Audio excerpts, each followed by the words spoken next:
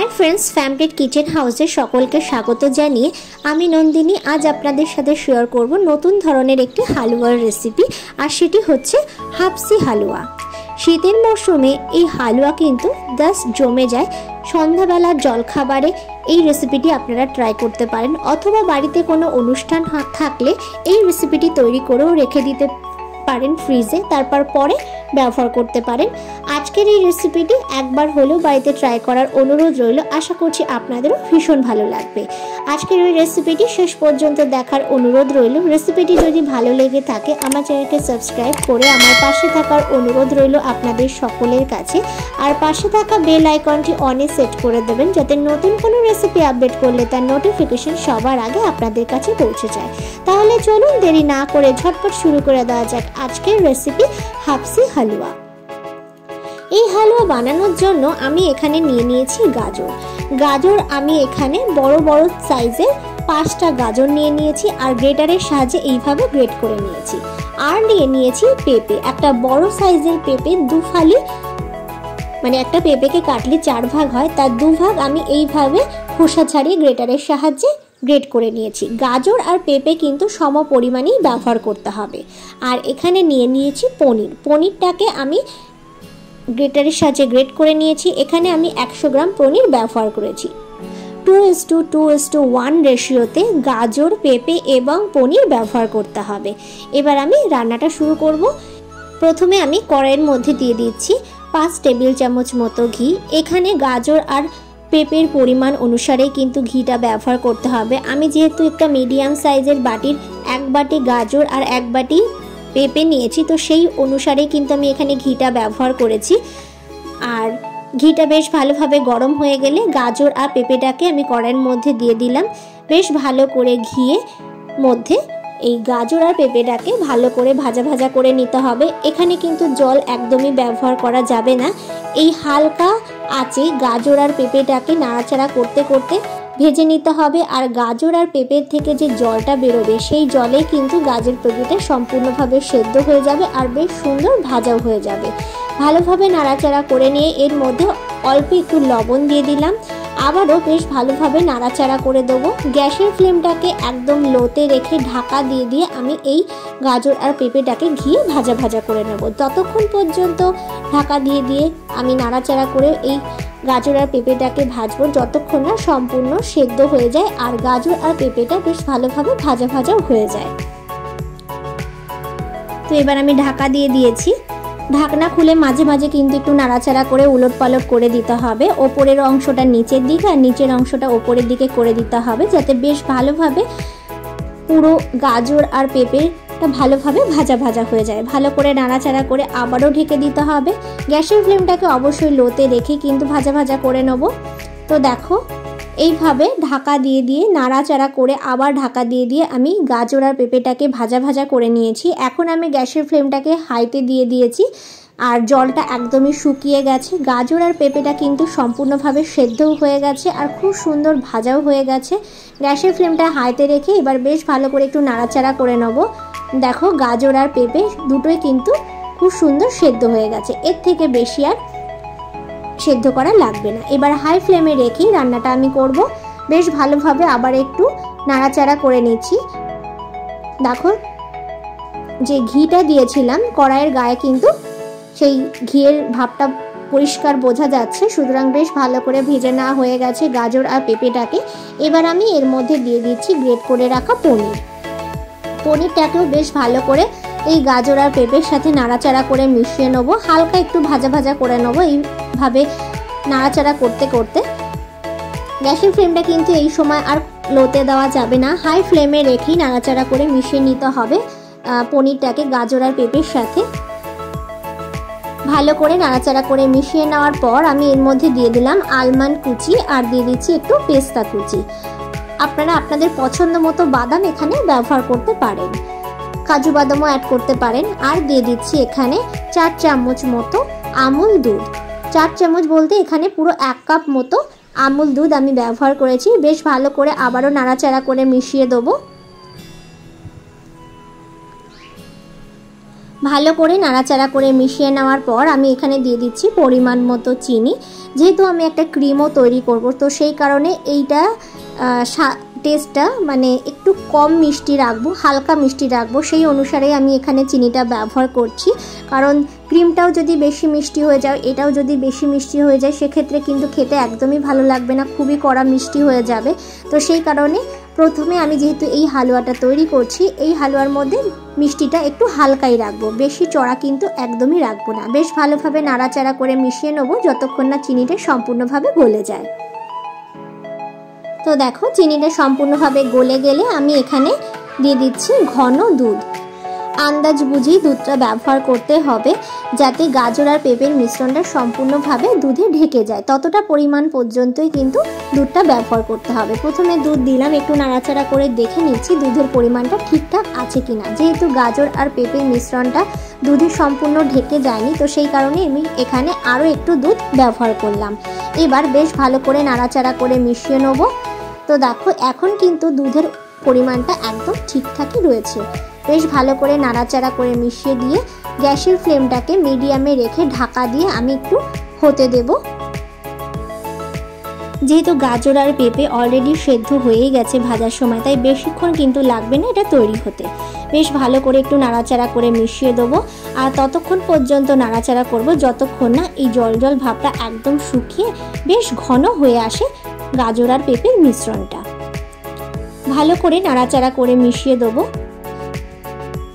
জল ভাবটা কিন্তু একদমই টানিয়ে নিতে হবে, একদম শুকনো শুকনো হয়ে যাবে ততক্ষণ পর্যন্ত কিন্তু নাড়াচাড়া করে মিশিয়ে দিতে হবে। গ্যাসের ফ্লেমটা আবারও হাইতে দিয়ে দিয়েছি। দেখো হাইতে রেখেই কিন্তু আমি বেশ ভালো করে নাড়াচাড়া করে মিশিয়ে দিয়েছি। দুধের পরিমাণটা কিন্তু একদমই বোঝা যাচ্ছে না, সম্পূর্ণ টেনে গেছে। এবার আমি এর মধ্যে দিয়ে দিচ্ছি একটুখানি অরেঞ্জ ফুড কালার। এটা সম্পূর্ণভাবে অপশনাল, আপনারা চাইলে নাও দিতে পারেন। আমি একটু হালকা অরেঞ্জ কালার আনার জন্য এখানে ফুড কালারটা ব্যবহার করছি। বেশ ভালোভাবে নাড়াচাড়া করে মিশিয়ে দেবো। তো দেখো বেশ ভালোভাবে নাড়াচাড়া করে মিশিয়ে দিয়েছি। এবার আমি এর মধ্যে দিয়ে দিচ্ছি 4টে এলাচ। আমি একটু থেতো করে নিয়েছি, সেই থেতো করা এলাচটা আমি এর মধ্যে মিশিয়ে দিলাম। বেশ ভালো করে নাড়াচাড়া করে মিশিয়ে নেবো। তো দেখো একদমই কিন্তু শুকিয়ে এসছে, একদম কাদা কাদা হয়ে গেছে এই হালুয়ার কনসিস্টেন্সিটা। এবার আমি এটাকে নামিয়ে নেব। আমি এখানে একটা কাচের কন্টেনার নিয়ে নিয়েছি, এর মধ্যে দিয়ে দিচ্ছি সামান্য একটু ঘি দিয়ে আমি বেশ ভালো করে একটু ব্রাশ করে দিচ্ছি কন্টেনারের চারিপাশটা। তো দেখো এইভাবে ঘি দিয়ে একটু ব্রাশ করে নিতে হবে। তারপর যে হালুয়াটা তৈরি করলাম সেই হালুয়াটাকে এই কন্টেনারের মধ্যে আমি দিয়ে দেব, আর কন্টেনারের মধ্যে দিয়ে এইভাবে একটু পাতিয়ে সমান করে দেব চারিদিকটা, যাতে বেশ ভালোভাবে এই হালুয়াটা কন্টেনারের মধ্যে সেট হয়ে যায়। হালুয়াটা টানানোর সময় একটু কিন্তু খেয়াল রাখতে হবে যাতে হালুয়াটা সম্পূর্ণভাবে ড্রাই না হয়ে যায়, একটু কিন্তু ময়েস্ট ভাব থাকে, সেদিকে কিন্তু অবশ্যই খেয়াল রাখতে হবে। তারপর কন্টেনারের মধ্যে দিয়ে এইভাবে ওপরটা সমান করে পাতিয়ে দিতে হবে, যাতে বেশ ভালোভাবে চারিদিকটা সমান হয়। আর ওপরটাকে এইভাবে হাতার সাহায্যে চেপে চেপে দিতে হবে, যাতে ওপরটা সম্পূর্ণভাবে প্লেন হয়ে যায় এবং চারিদিকে একদম সমান থাকে, কারণ ওপরের থেকে আবার একটা ক্রিমের লেয়ার দিতে হবে। এবং রুম টেম্পারেচারে রেখে দিলে কিন্তু এটা সেট হয়ে যাবে, বেশিক্ষণ টাইম লাগবে না এটা সেট হতে। যতক্ষণ ওটা সেট হচ্ছে ততক্ষণ আমি ক্রিমটা তৈরি করে নেব। এখানে আমি 1 লিটার দুধের ছানা কেটে নিয়েছি। ছানাটাকে আমি লেবু দিয়ে যেহেতু কেটেছি, তো সেই কারণে জল দিয়ে আবার বেশ ভালো করে ধুয়ে নিয়েছি, যাতে ছানার মধ্যে লেবুর গন্ধটা না থাকে। এবার ছানাটাকে কি করতে হবে, একটু ম্যাশ করে নিতে হবে। তো হাতের এই চেটোর সাহায্যে এটাকে ডলে ডলে ছানাটাকে একদম সম্পূর্ণভাবে ম্যাশ করে নেব, যাতে একটু দানা দানা ভাব না থাকে। যতটা সম্ভব ম্যাশ করে নেওয়া যায় ততটাই ছানাটাকে একটু ম্যাশ করে নিতে হবে। তো দেখো বেশ ভালোভাবে ছানাটাকে একটু ডলে নিয়েছি। এবার কড়াইয়ের মধ্যে দিয়ে দিচ্ছি আমি ঘি। এখানে আমি 3 চামচ মতো ঘি ব্যবহার করছি। আমি প্রথমেই বলেছি এই হালুয়ায় ঘিয়ের ব্যবহারটা একটু বেশি, তো সেই কারণে আবারও আমি এখানে 3 চামচ ঘি ব্যবহার করলাম। ঘিটা বেশ ভালোভাবে গরম হয়ে গেলে মেখে রাখা ছানাটাকে ঘিয়ের মধ্যে দিয়ে দিচ্ছি। 2-3 মিনিট একটু ঘিয়ের মধ্যে নাড়াচাড়া করে মিশিয়ে নেব ছানাটাকে। গ্যাসের ফ্লেমটাকে হাইতে রেখে এই ক্রিমটা আমি তৈরি করব, ছানার যে ক্রিমটা, এটা হাইতে রেখেই তৈরি করতে হবে। বেশ ভালো করে নাড়াচাড়া করে নিতে হবে। বেশিক্ষণ নাড়াচাড়া করার দরকার নেই, একদম ঘড়ি ধরে 2 থেকে 3 মিনিট একটু নাড়াচাড়া করে নেব ঘিয়ের মধ্যে। এবার আমি এর মধ্যে দিয়ে দেব পরিমাণ মতো চিনি। আমি প্রথমেই বলেছি যেহেতু ওখানে একটু কম মিষ্টি রাখবো, এখানে একটু হালকা মিষ্টি রাখবো, তবে দুটো যখন একসঙ্গে মিলিত হবে তাহলে দুটোর মিষ্টিটা একদম সমান যাতে হয় সেই দিকে কিন্তু অবশ্যই খেয়াল রাখতে হবে। তো সেই কারণে চিনিটা একটু বুঝে ব্যবহার করতে হবে। আর দিয়ে দিলাম এখানে 2 চামচ মতো আমুল দুধ। ছানার সাথে চিনি আর আমুল দুধটাকে বেশ ভালোভাবে নাড়াচাড়া করে মিশিয়ে নেবো। গ্যাসের ফ্লেমটাকে কিন্তু হাই ফ্লেমেই আমি রেখে দিয়েছি। বেশ ভালো করে নাড়াচাড়া করে মিশিয়ে দেবো যতক্ষণ না চিনিটা সম্পূর্ণভাবে গলে যায়। চিনিটা সম্পূর্ণভাবে গলে গেলে আমি এর মধ্যে দিয়ে দিচ্ছি পরিমাণ মতো দুধ। দুধটাকে আমি প্রথমেই বেশ কিছুটা জাল দিয়ে নিয়েছি, আর জাল দেওয়ার সময় কিন্তু দুধের মধ্যে একটুও জল ব্যবহার করিনি, তো সেই কারণে দুধটাকে বেশ ঘন করে জাল দিয়ে নিয়েছি। এবার এইভাবে মিলিয়ে দিতে হবে দুধের সাথে ছানাটাকে। গ্যাসের ফ্লেমটাকে হাইতে বা মিডিয়ামে রেখেই এইভাবে কন্টিনিউয়াসলি নাড়াচাড়া করে ছানাটাকে দুধের সাথে মিশিয়ে দিতে হবে। ভালোভাবে মেশানো হয়ে গেলে একটু ফুটতে দিতে হবে যাতে বেশ ভালো করে এটা একটু ঘন হয়ে যায়। ভালোভাবে ফুটে উঠলে এইভাবে কন্টিনিউয়াসলি একটু নাড়াতে থাকতে হবে। এইভাবে নাড়াতে নাড়াতে কিন্তু ছানাটা একদম দুধের সাথে মিশে যাবে। এবার আমি এর মধ্যে দিয়ে দিচ্ছি 1 চামচ কর্নফ্লাওয়ার। কর্নফ্লাওয়ার দেওয়ার সাথে সাথে এইভাবে আবারও একটু নাড়িয়ে দিতে হবে। আমি 2 চামচ কর্নফ্লাওয়ার ব্যবহার করব। প্রথমে 1 চামচ কর্নফ্লাওয়ার দিয়ে এইভাবে একটু নাড়িয়ে মিশিয়ে নেওয়ার পর আবারও 1 চামচ কর্নফ্লাওয়ার দিয়ে দেবো। দিয়ে আবারও সেম পদ্ধতিতে একটু নাড়াচাড়া করে মিশিয়ে দেবো যাতে ক্রিমটা বেশ ঘন হয়ে যায়। ভালো করে নাড়াচাড়া করে মিশিয়ে দিচ্ছি। গ্যাসের ফ্লেমটাকে হাইতেই রেখে দিয়েছি। তো এই প্রসেসটা করার সময় হাইতে রেখেই এই ক্রিমটা বানানোর চেষ্টা করবেন। তো বেশ ভালোভাবে ফুটে উঠেছে। তো ক্রিমটা হয়ে গেছে কি না কি করে বুঝবেন সেটা বোঝারও একটা উপায় আছে। তো দেখুন ক্রিমটা তো ঘন হয়েই গেছে। তো ক্রিমটা তৈরি করার এই পর্যায়ে কিন্তু মিষ্টিটা ঠিকঠাক আছে কিনা একটু চেক করে নিতে হবে। তো ঘন হয়ে যাওয়ার পরও এটা দিয়ে বেশ কিছুক্ষণ একটু নাড়াচাড়া করে নিয়েছি। তারপর আমি দেখুন হাতার সাহায্যে এইভাবে টান দিলে যখন দেখবেন এরকম একটা দাগ চলে আসছে তখনই বুঝতে হবে যে ক্রিমটা একদমই রেডি হয়ে গেছে। তো ক্রিমটা একদমই রেডি। গ্যাসের ফ্লেমটাকে আমি একদম লোতে দিয়ে দিয়েছি। নামানোর আগে এখানে দিয়ে দিলাম 1 চামচ কেওড়া জল। আবারও বেশ ভালো করে মিশিয়ে দিচ্ছি। ক্রিম একদমই রেডি। ফ্লেমটাকে আমি অফ করে দিয়েছি। এবার আমি এই ছানার ক্রিমটাকে হালুয়ার উপর ঢেলে দেব। যতক্ষণ ক্রিমটা তৈরি হবে ততক্ষণেই কিন্তু হালুয়াটা সম্পূর্ণভাবে সেট হয়ে যাবে।